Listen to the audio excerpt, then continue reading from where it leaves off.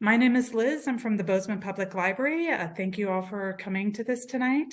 A couple things about Zoom. There is a question and answer feature. We will answer questions at the end of the program, so you can type in your questions throughout, but we probably won't address them until the end. This is a webinar setup, so you do not have audio or video, so you can show up in your pajamas and you can have screaming children in the background or a very hungry cat, and we won't hear that, and nor will anybody else. There is a raise hand feature, and the raise hand can signal that you want to get our attention. We might ask you to raise your hand at the end if you're in the process of writing a question and we don't want to cut you off.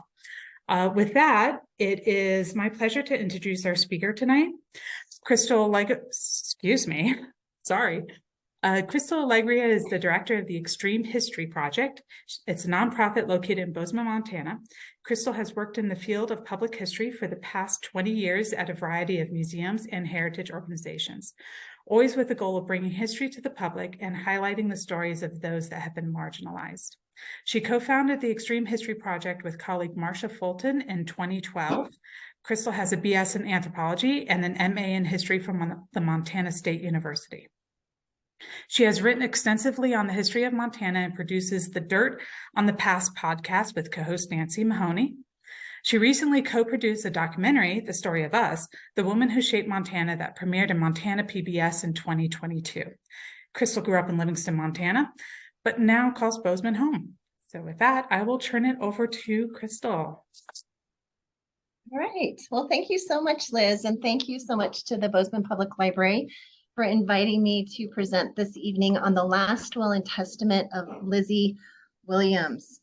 And I just wanted to say, as Liz mentioned, that I work with the Extreme History Project, and we are a nonprofit that brings history to the public in fun, engaging, but most importantly, in relevant ways. So we are located right here in Bozeman on Mendenhall Street. So if you ever have a chance, stop by and see us on Mendenhall Street, 234 East Mendenhall. We're in a white stucco building with green shutters. You can't miss it. And it used to be a historic brothel. So it's an interesting building, has an interesting history unto itself. So, and our tagline for the Extreme History Project is "History isn't pretty." So of course, we talk about those stories that haven't been talked about, that have been suppressed for whatever reason. And I'm so excited to do this presentation this evening on Elizabeth Williams, or Lizzie Williams, as I'll talk about her tonight. And over the past few years, probably actually over the past 10 or 12 years, I've been doing a lot of research on Lizzie Williams' life and death. And in doing so, I've really learned a lot about the historic West and learned about why Lizzie's story is so very important. So today I'm going to tell you about Lizzie, what I know about her life, but also what the documents reveal about her death here in Bozeman, Montana, through her will and probate records. And I feel strongly that when studying the past, it's very important to make it usable in the present. So I have 3 goals for this presentation. The first one is to validate, honor, and bear witness to the history of Montana's African American community. The second is to shape a new historical narrative for Montana history, adding in those stories that haven't been told before. And then I really would encourage you to take this information that you're going to learn tonight and act on it in your life in the future. And I'll give you some suggestions on how to do that as we come to the end of the presentation. So since Lizzie Williams is the topic for the presentation this evening, let me introduce you to her. I first met Lizzie when I was wandering through Bozeman's Sunset Hill Cemetery one wintry afternoon, and I saw Lizzie's very decorative marble headstone that you see here. The dates on the headstone really drew me in because it said she died in 1875, which is very early in Bozeman history. Bozeman was founded in 1864. So she was here and died just a little over 10 years after the founding of Bozeman. So I was interested in her and interested in a woman who would come to this area that early on. So I went home and immediately started doing some research on Lizzie Williams. And I first went to the census records because that's often the easiest place to find someone historically. And I found her listed in Bozeman's 1870 census. And here it is. There she is, Lizzie Williams. And to my surprise, she was listed with an M for mulatto or of African American descent. And so that was really fascinating to me that a woman was living in Bozeman, a Black woman was living in Bozeman that early. And so there's no husband listed or children listed living with Lizzie Williams in 1870 and no other obvious relations in Bozeman. She was 33 years old and listed as keeping restaurant. I was intrigued, to say the least. A Black woman living in Bozeman in 1870 with no husband running a restaurant was very unusual for the time. As I delved deeper into the census record, I noticed that she lived right next door or possibly in the same residence as Samuel Lewis. As you see right there, Samuel Lewis is right below her. And Samuel Lewis was a man who worked in Bozeman as a barber and who was also listed as mulatto or of Black descent. And so I kind of wondered about this relationship with these two people. Were they friends? Were they more than friends? Were they business partners? So remember Samuel Lewis's name because he becomes a big player in our story as we go on this evening. So I continued to research Lizzie sporadically over the years, and as I worked on other projects, I would run across her name in newspaper accounts and ledgers and other historical documents. And I just kept filing this information away, saving all these little bits and pieces. And the information on Lizzie Williams really continued to build. And Lizzie became more and more real as the documents shed light on her life.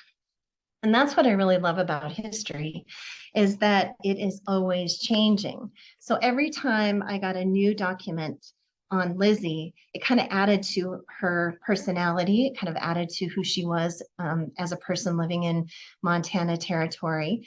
And it kind of changed the way that I looked at her. So of course, the facts of history don't change, but information can change how you look at those facts.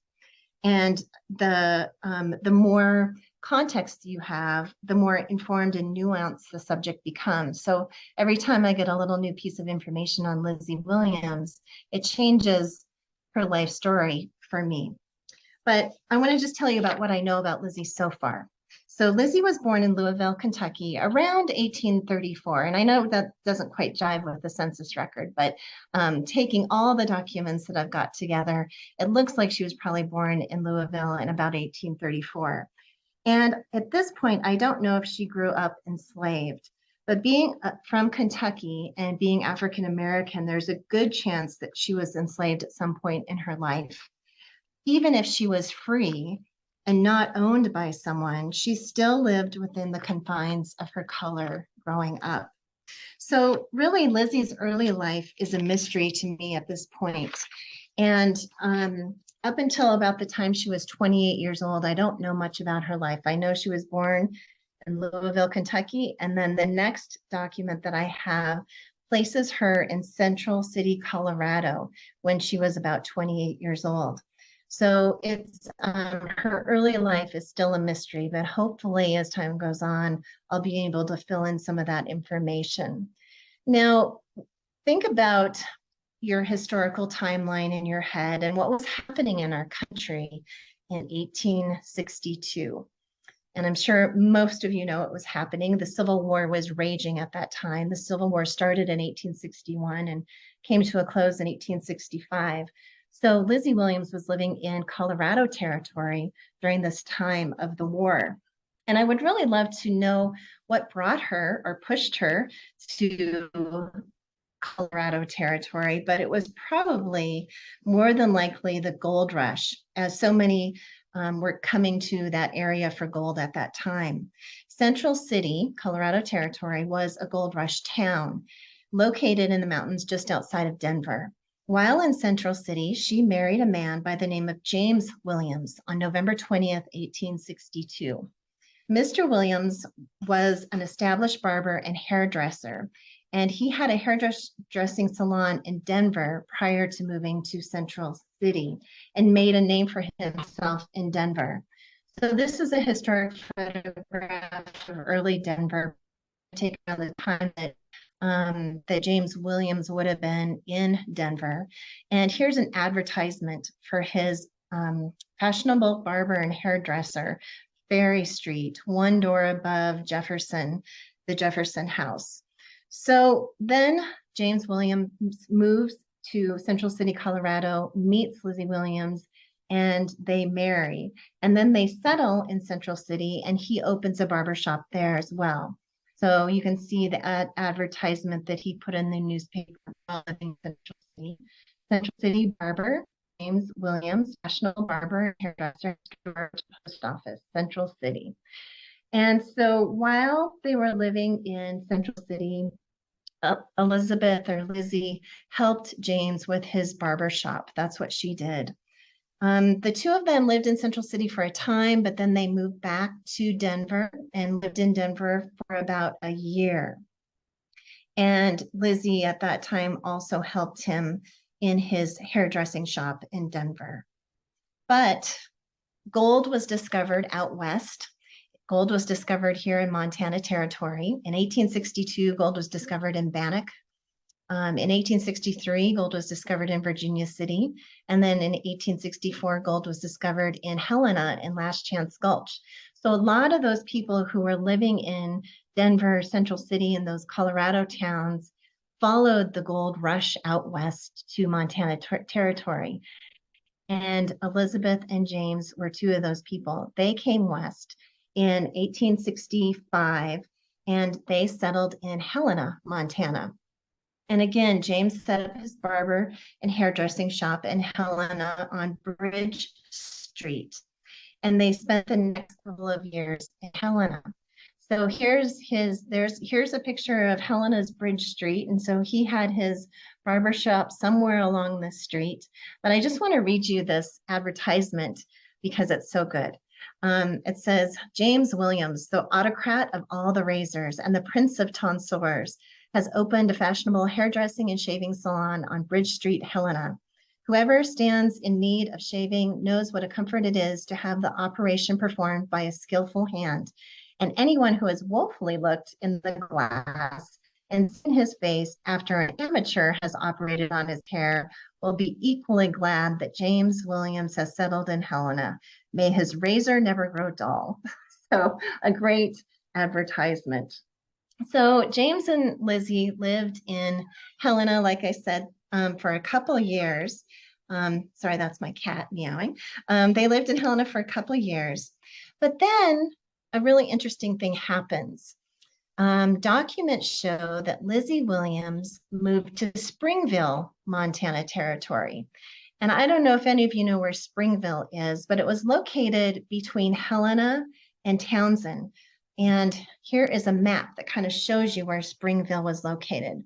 It was a gold rush town as well.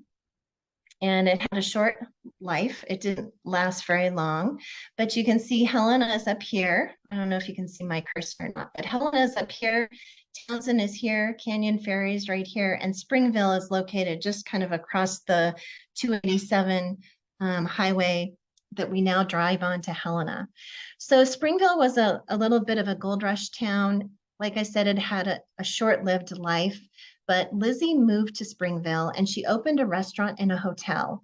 And here is a business license that she filled out and paid for.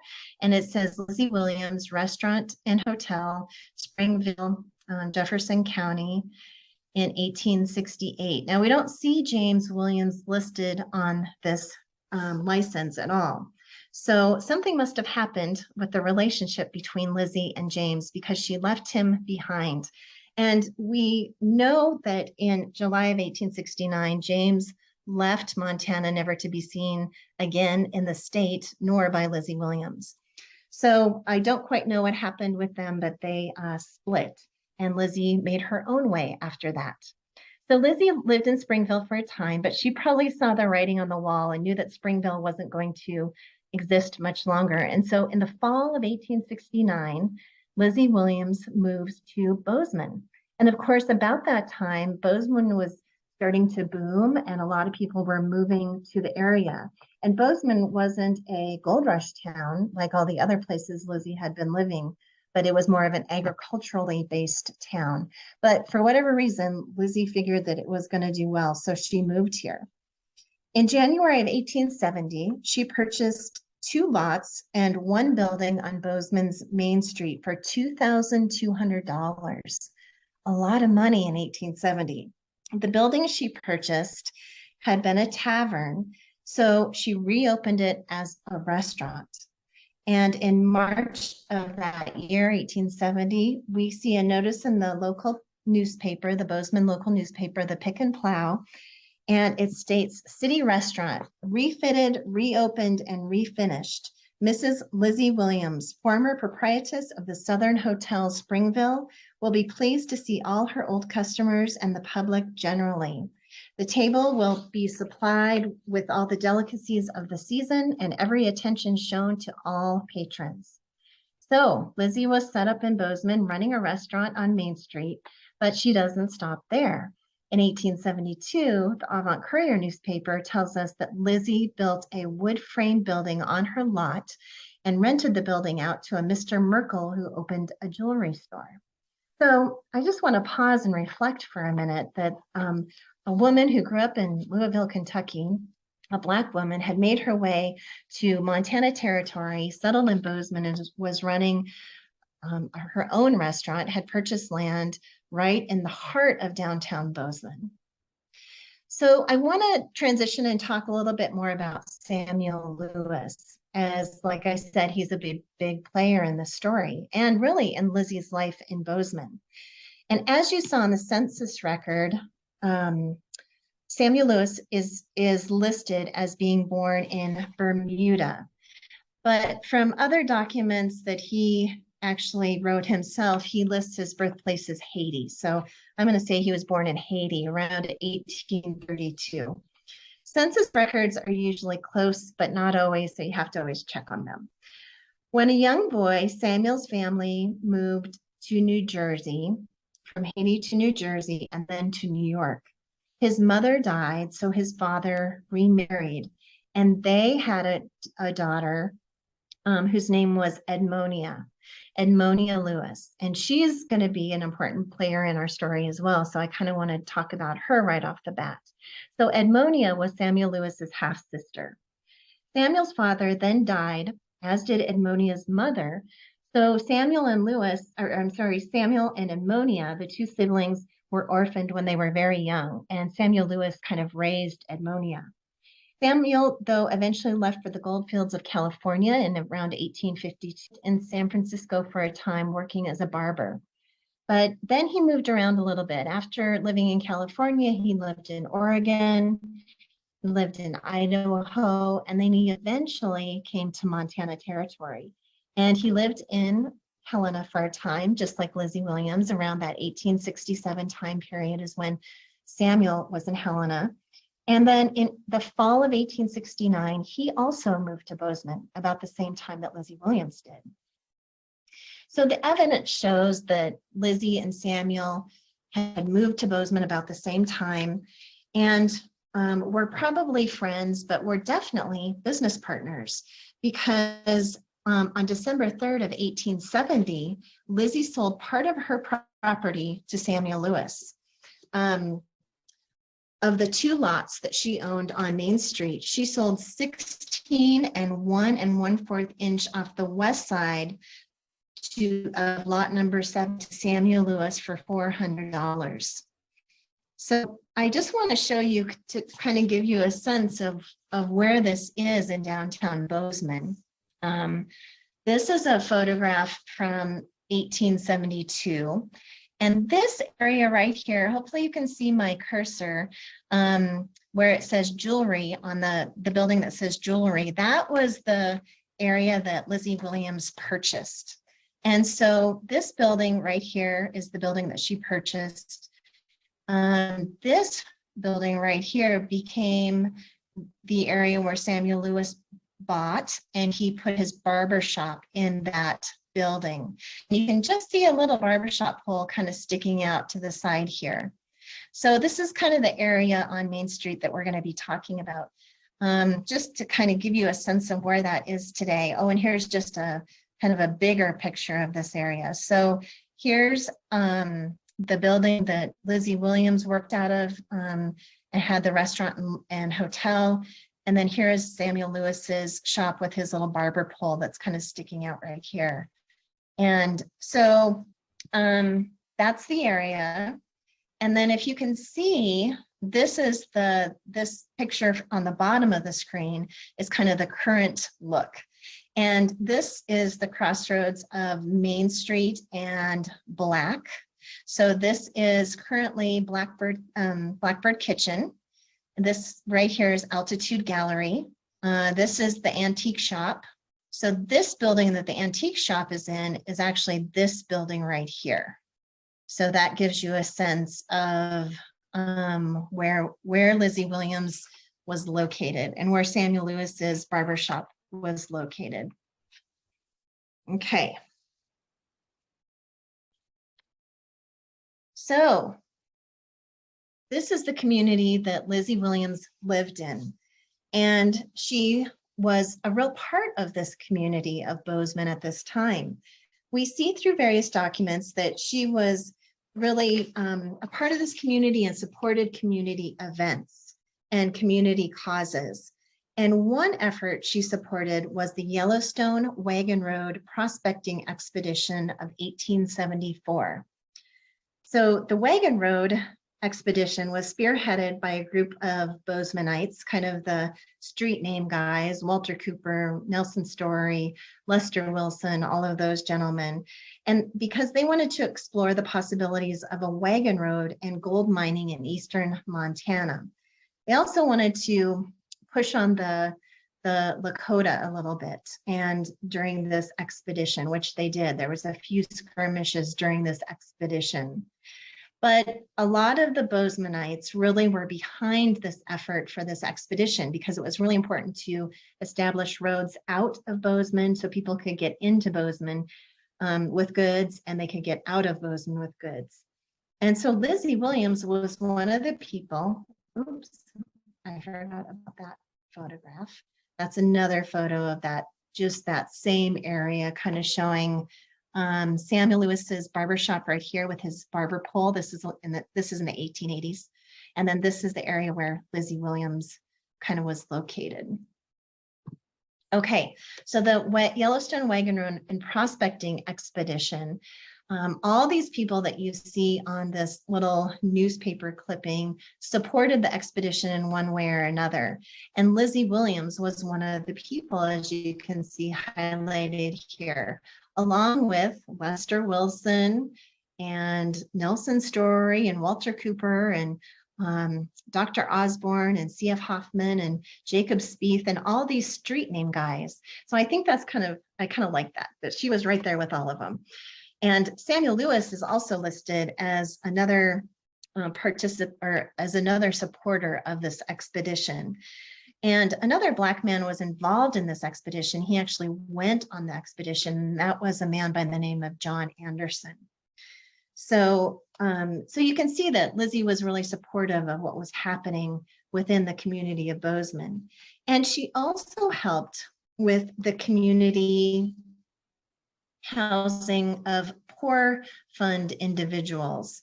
So the community of Bozeman at this time did not have a poor house or a poor farm. That didn't come until a little later in the 1880s. So the city and the county of Bozeman would farm people out to lodging houses to care for them. If they didn't have the means to care for themselves, they would put them up in a lodging house, and then they would reimburse the lodging house for their care. And that's what they did with Lizzie Williams. So you can see that this is the Poor Fund listing. This is from the Avant Courier in 1874. And it lists Lizzie Williams as keeping Holt. And Holt was a gentleman who had suffered a knife wound. And so he was being kept by Lizzie, and she probably nursed him and took care of him. And then for her services, she was reimbursed $120. Quite a bit of money. I don't know how long he stayed with her. He might have stayed with her for quite some time. So Lizzie Williams was part of this community. She was a community member, but I don't want to go too far with that. She lived here, she owned property, she probably had friends here in Bozeman, maybe some of the other women of color in town, including Mary McDonald, who was her same age. She walked the streets of Bozeman. She purchased goods and supplies here. She shopped in the stores, and she did really build a life for herself. But her life was probably very different than most of the white women's lives who also lived in Bozeman. And I don't want to misrepresent her place in this community. Even though she was very independent and progressive, she was still a Black woman. And this was duly noted in documents. So this is a day book or a ledger book from the Wilson and Rich Mercantile Store. And you can see that she is listed here, Mrs. Lizzie Williams, colored. So they didn't put, Mr. So-and-so, Frank so-and-so, white, but they did mention Lizzie Williams as being colored. So there is definitely that distinction. So her as she walked down the street, it was probably very much different than when Mrs. Lester Wilson walked down the street or when Ellen Story walked down the street. She was probably fearful. It's impossible for me to know how she felt as a white woman living in 2023 in Bozeman. It's impossible for me to know her fears and her current concerns, but I do know that she probably had them. So Lizzie had built this life here in Bozeman. And just to remind you, she's fairly young at this time, in probably her late 30s to early 40s. But as she came into the year of 1874, she must have known something wasn't right with her health, because she was feeling sick, and she probably knew or had been told by a doctor that it was a sickness she wasn't going to recover from. Because on July 14th, 1874, Lizzie sat down in the presence of 3 witnesses and wrote her last will and testament.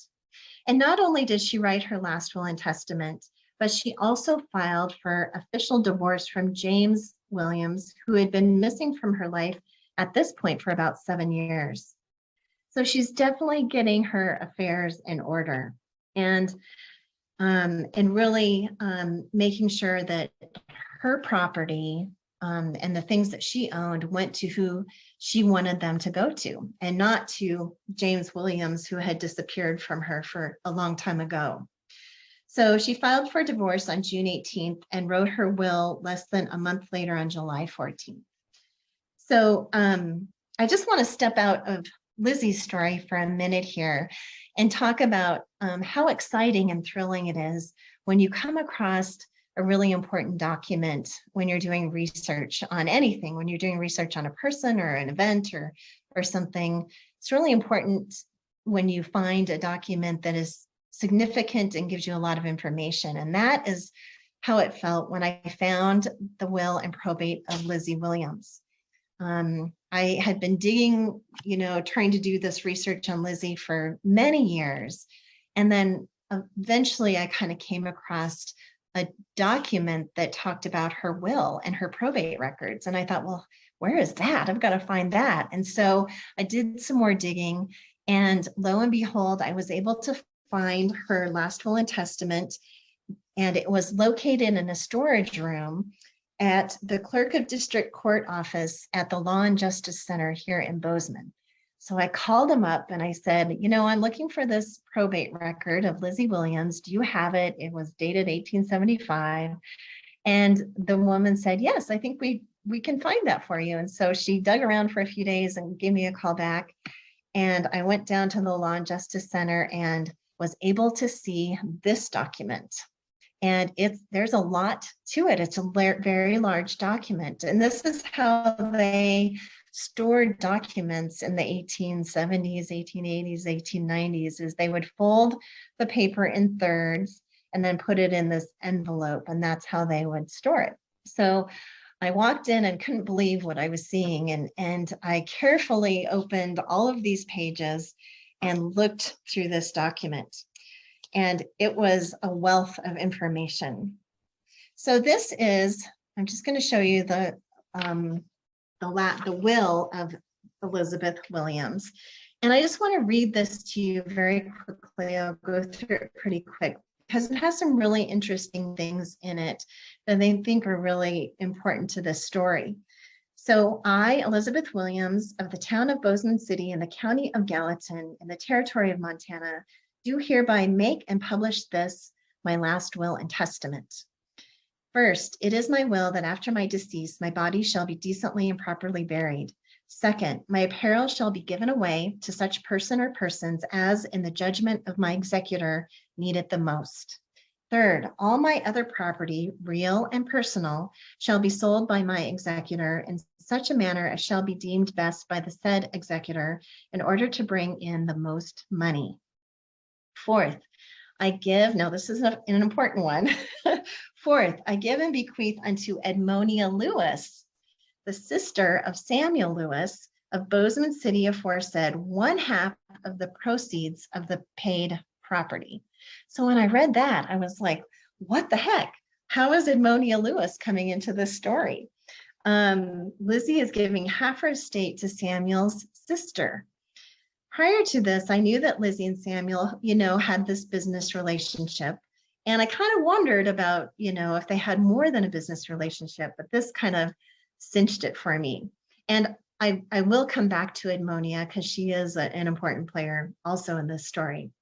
Fifth, I give and bequeath unto my beloved daughter, Rebecca Brown, the other half of the proceeds of my said property. And this was the kind of the second what the heck moment when I was reading this will, because before this, I didn't know that Lizzie had a daughter. So she has a daughter. Then it goes on to say, provided, however, that my executor shall hear from the said Rebecca Brown within 1 year after the date of my death. And provided further that in case my said executor shall not bear from or have tidings or whereabouts of my said daughter Rebecca, the said other half of the proceeds of my property shall go to and be inherited by the said Edmonia Lewis. So she's giving half of her property to her daughter, Rebecca, but it doesn't sound like she is in contact with Rebecca or knows where Rebecca is. So that's interesting too. And then sixth, I do hereby appoint Samuel Lewis as the executor of my will. So, that kind of cinches it that Samuel and Lizzie were a little bit closer than just business partners. And then it goes on to kind of finish out the will. And then on the last page is her signature.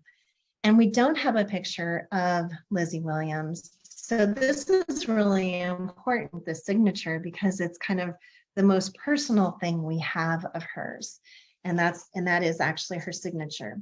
This is a tangible piece of her, I guess. So now after reading this, we have two more players in the story. We have the daughter, Rebecca Brown, and we eventually find out she's living in St. Louis, Missouri. And then we have Edmonia Lewis, of course, who is Samuel's half-sister. So I've already told you a little bit about Edmonia, but now I want to tell you that Edmonia was she actually was a world famous sculptor. And she was famous during her lifetime, and she's very famous today. So maybe some of you have heard of Edmonia Lewis. And because she was so famous, we have photographs of her. So I wanted to just show you some photographs of Edmonia Lewis.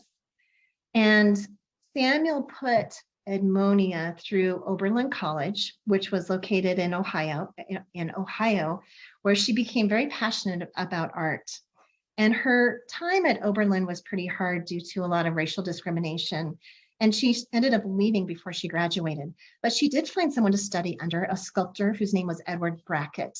She worked under Brackett until she launched her first solo exhibition in 1864.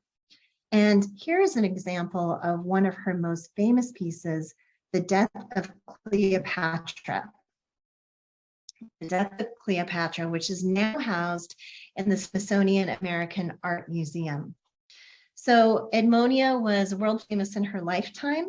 She worked in Rome, she worked in London, she lived in Paris for a time, and she was a sculptor, and she did beautiful work, as you can see here.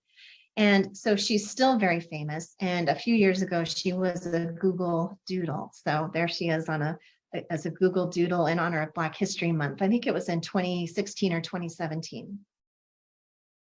So there's probably a relationship between Samuel Lewis and Lizzie Williams, and that is probably why that Samuel Lewis probably had asked Lizzie to give Edmonia half of her estate, because Edmonia was a starving artist. She didn't make a lot of money doing her artwork, and there is actually in the administration, in those probate records that I showed you, a letter from Edmonia Lewis to the administrator of the will, not the executor, not to Samuel, but to the city administrator, saying, "Where's my money? I need my money.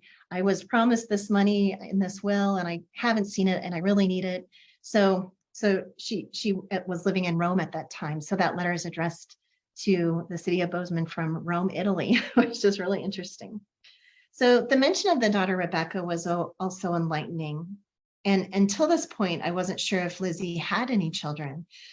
So this daughter is probably not a daughter from her marriage to James Williams, because the dates just don't add up. So Lizzie was probably married before James.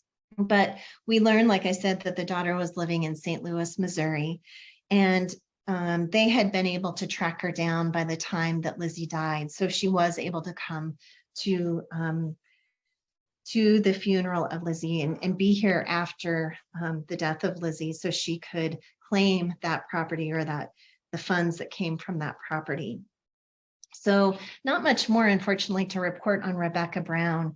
I haven't been able to really track much on her. So hopefully in the future, I'll be able to learn more. But Lizzie wrote this will, like I said, on July 14th, 1874, and then her death came to pass only 9 months later on April 26th, 1875. And Lizzie's estate records, that probate records, were 75 pages in total. And it takes us through the next few months of Lizzie's, of Samuel's life, as he was kind of executing. He was the executor of the will, and he was kind of taking care of her estate over the next few months. He was paying her outstanding debts, her property sales, and distributing the money to Edmonia and Rebecca. And so it's through this paperwork that we really learn so much more about the details, like the everyday details of Lizzie's life.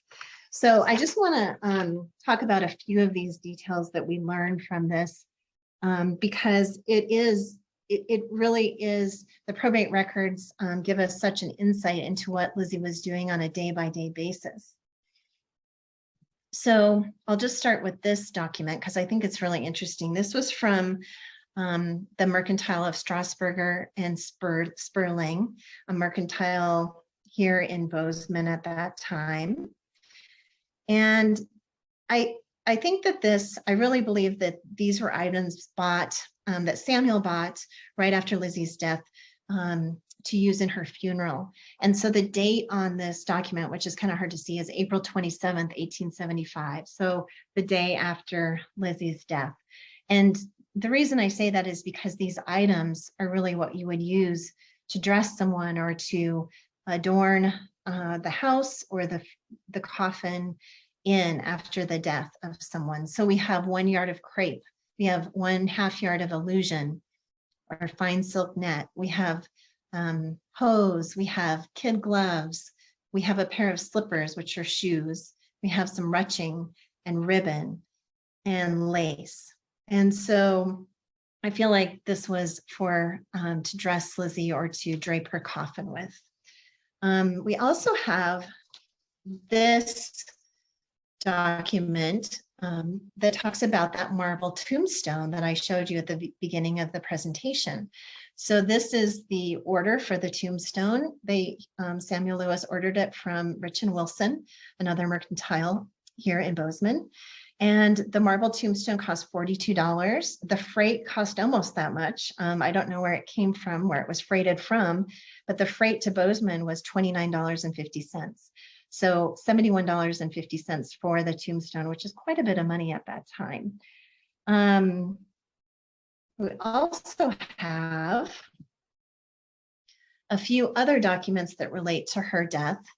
Up here on the top left-hand corner, we have a bill for digging the grave for Lizzie Williams for $10. That was a very common amount for digging a grave. We also have the right up here on the top right, $42 for making and building a small fence and painting the same at the grave of the deceased. So we know at one time there was a little white picket fence around the grave. Of course, that is no longer there, unfortunately. But a lot of the graves in Sunset Hill Cemetery had those little fences around them to keep the cows from knocking the headstone over, rubbing against the headstone and knocking it over. We also have a payment to Mr. Miles, who was the sexton of the Methodist Episcopal Church, for services during the funeral for $3.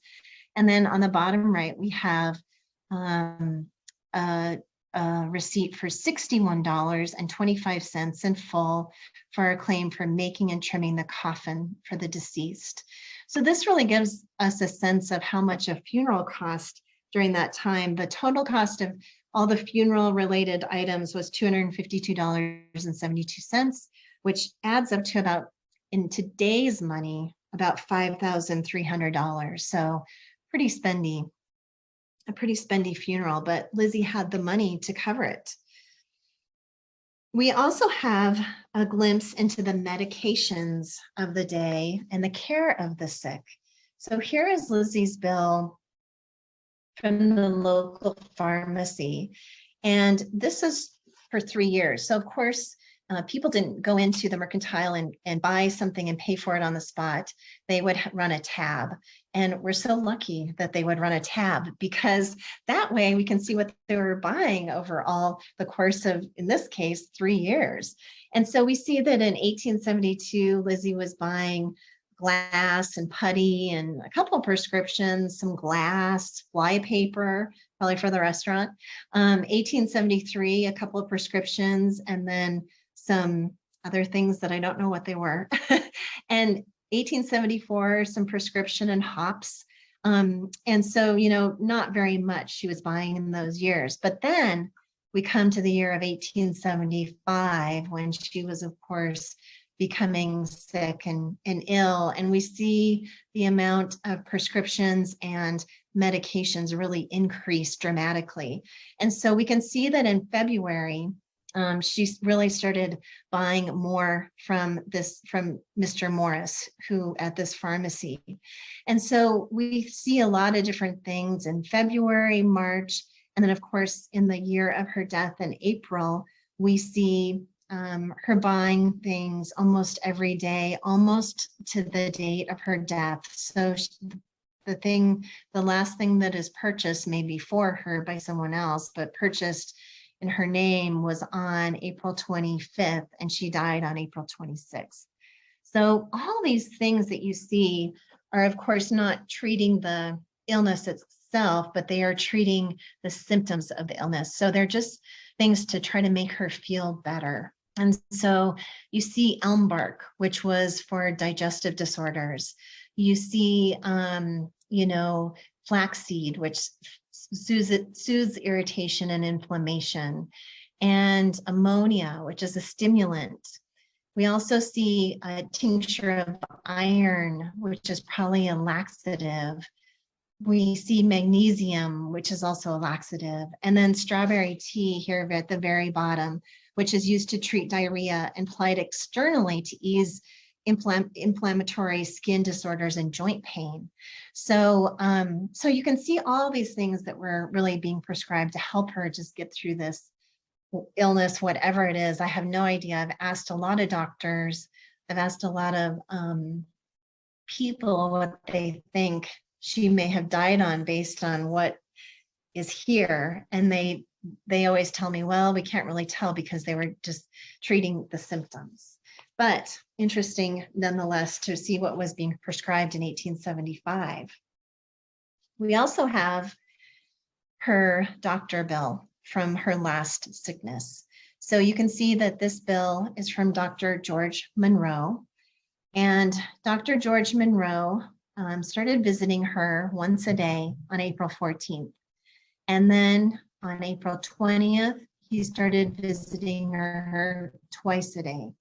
So $5 per visit. So $5 until the 20th when he started visiting her twice a day in morning, probably in day and at night until the 25th. Of course, the day before she died on the 26th. So that gives us a sense of how doctor visits worked in those days as well. So one more thing I wanted to show you from this probate record is the inventory of her household. And this gives us a sense of how Lizzie lived in her house. And so we see, of course, her belongings, one house and lot. She had a horse. She had a few chairs. She had a few tables. She had 2 mirrors. She had lace curtains. She had 8 photographs and frames. Maybe one of those photographs was of Rebecca Brown. I don't know. She had a sewing machine. She had a cooking stove. And she was really known for her cooking.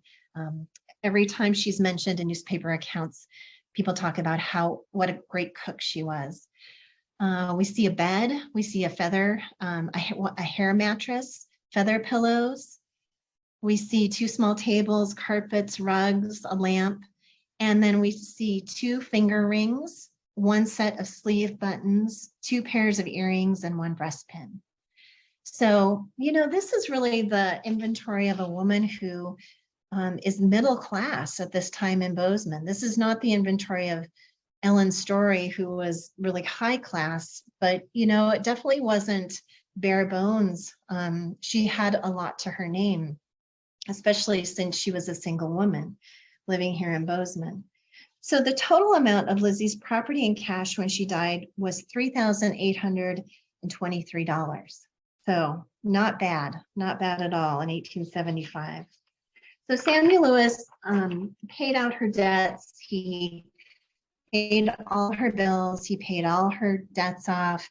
He paid Edmonia Lewis money for the property and what he received from the property. He paid Rebecca Brown her parts of it.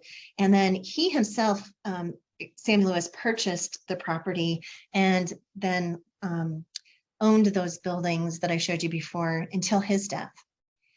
So I want to just show you Lizzie Williams' obituary. And I'm not going to read all of this, but I just want to read a couple parts of it because I think it gives us also another feel for Lizzie Williams. And I'll read the parts in bold. It says, then she came to Montana and through business sagacity, I love that word, business sagacity and honorable industry, she secured herself an independent livelihood in all surroundings. And then kind of talking about the time closer to her death, she was fully reconciled to the change, being conscious almost to the last, and assuring her friends with her latest audible breath that she knew she was an heir of immortality.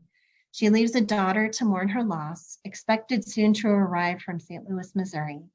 Peace to her ashes. Funeral from the residence of the deceased tomorrow, the 28th at 2 p.m. Friends are cordially invited. So after the death of Lizzie Williams, Samuel Lewis went on to live in Bozeman until the end of his life in 1896, when he died and was buried in the same general area as Lizzie in Sunset Hill Cemetery. Samuel did end up marrying a lady by the name of Melissa Bruce in 1883, and they had 1 child together.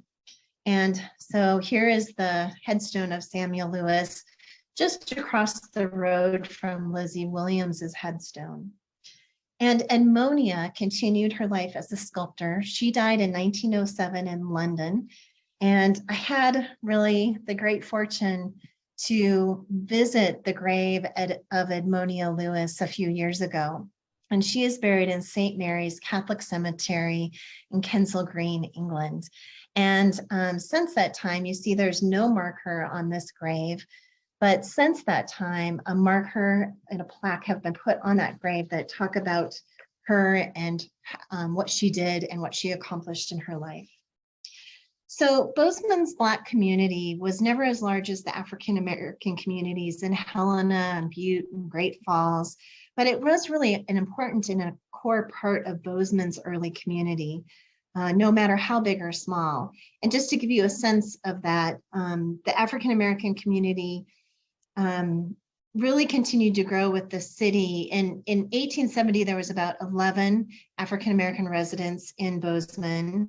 By 1910, there were 37 people and living in Bozeman. And Bozeman had in 1910 a population of about 5,000 at that time. But by 1930, the Black population in Bozeman was really on the decline here and in the state of Montana generally. The factors for this are really complex, but they include an increase in competition for jobs at that time in the 1920s and 1930s, the rise of the KKK in Montana in the 1910s, and some laws that were put into place like the anti-miscegenation law, which was passed in Montana in 1909. So all of these factors really came together to push the African-American community out of Montana to larger cities where they could find better jobs and they could find safety in numbers. So as I wrap up the talk this evening, I just wanted to talk a little bit about why Lizzie's legacy is really important here in Bozeman and in Montana and in the West. And the reason we do this work is really to shine a light on the history of Montana's Black community and give validation and recognition to this community's history. We need to really expand our historical narrative to include the people like Lizzie Williams in the story. And by including the African-American community in our territory's origin story and in our town's origin story, we can better understand our own history, that it was fairly diverse in the early days. And we can better understand the history of our state, and we can really understand better the history of our nation. So as we look at the legacy of Lizzie's life, on the surface, it looks like she really broke barriers and lived an independent life as a businesswoman. But we have to really be careful when we reconstruct historical lives, and we really need to tell the whole story, even if that story isn't pretty, like we like to say at Extreme History. So I would like to close with the obituary of Samuel Lewis, because I think this obituary and what it says really illustrates how well people of color were viewed in historical times. And this is really an example from Bozeman. So Samuel Lewis's obituary, it's a very long obituary, but it ends with these words. It would be hard to find in any community a colored man enjoying the same position accorded Mr. Lewis in Bozeman. His color was never taken into consideration except in social matters. Even there, the old citizens have invariably done him the honor of inviting him to their homes, but possessed of a realizing sense of the uniqueness of this, he never attended. So I think that really sums up how Samuel Lewis was treated, but probably also really sums up how Lizzie Williams was treated here in Bozeman. So how can we understand and use Lizzie's story, and how are you hopefully going to use Lizzie's story as presented here today? Well, my hope, and I encourage you to really have conversations with friends or family members and tell them about the life of Lizzie Williams and the life of Samuel Lewis and the life of Edmonia Lewis. But make sure to bring it to the present and talk about the importance of diversity and inclusion and racial equity in our community. So thank you so much, everyone, for coming this evening and listening to the story of Lizzie Williams. Her story is so important. So I would first and foremost like to thank Lizzie Williams for her story, and to everyone else for helping me tell her story. So thanks, everyone. And if anyone has any questions, if you'd like to put them in the question and answer box, I'd be glad to answer a few questions if you have any popped up this evening. Thank you for that. That was very interesting. So we did have one question that just started. I noticed in her op-ed, she was at one time a hospital nurse. Do you have any more information on that? Oh, I wish I did. I wish I did. Good catch. Yeah, she probably during those first 28 years of her life was probably worked as a hospital nurse somewhere. And I don't have much more information than that. I'm hoping to somehow find her maiden name. Of course, I know her with her married name of Williams. But once I crack open the, crack the nuts, so to speak, of her maiden name, I'll probably be able to track more of her early life. So stay tuned. Thank you. Yeah. All right, we have a couple of thanks and great job comments in here, and I'll give it a little while for anybody who's still typing and looking for questions. I want to tell anybody who came in a little bit later that this video will be available on our YouTube page, and I will share it with Extreme History so they can post it on their end as well, probably sometime next week. And raise your hand if you're working on typing a question, and we'll make sure that we get your questions answered. So what I also, go ahead, sorry. I also wanted to say that the February issue of Bozeman magazine, I also wrote an article on Lizzie Williams in there, so there's a little more information in that article too. If you Google it, you'll find it online. Okay. I will see if I can find that and add that to the information on our YouTube video so people can access it right there, or at least get the citation for it. So okay. A question did come up. Any word on Rebecca Brown's descendants, and also James Williams, or did he just disappear from the record?